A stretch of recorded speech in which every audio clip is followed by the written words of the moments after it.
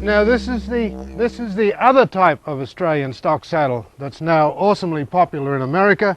It has fleece on the underside, no stuffing.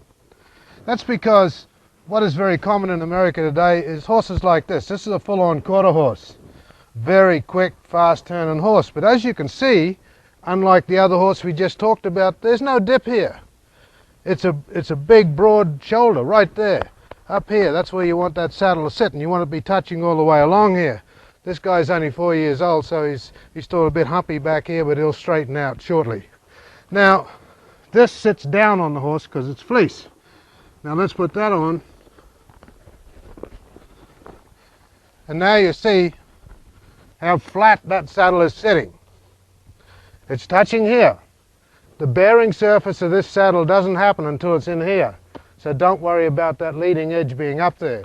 What I like to do is put the saddle more forward than you think it ought to be, cinch it firmly, and let the scapula push it back. This is the scapula, it'll push it back. The bearing surface of this saddle ends there, although the leading edge is here. Doesn't matter. Now look at this, how that saddle fits this wide young horse. So up there it's touching, in the center it's touching, and it's touching at the back. You have equal bearing surface all the way along. This saddle will never soar this horse under any circumstances. This is a Southern Cross Poley, and as you see, it rigs up with a Western system.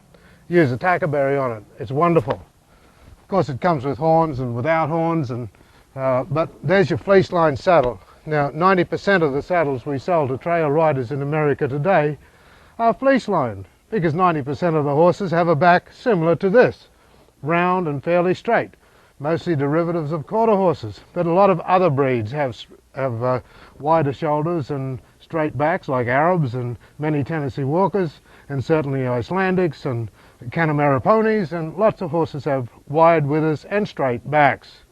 Thoroughbreds and some breeds of Tennessee Walkers have high withers. That takes that stuff panel saddle that we just talked about. But this is the saddle that will work on 90% of horses in America today.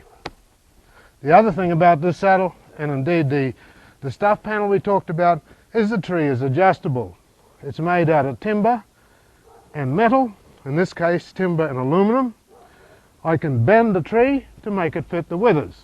We've already talked about how to trace the withers. I get those wither tracings, I pull down the saddle, and I bend the tree to perfectly fit the horse. No mystery at all.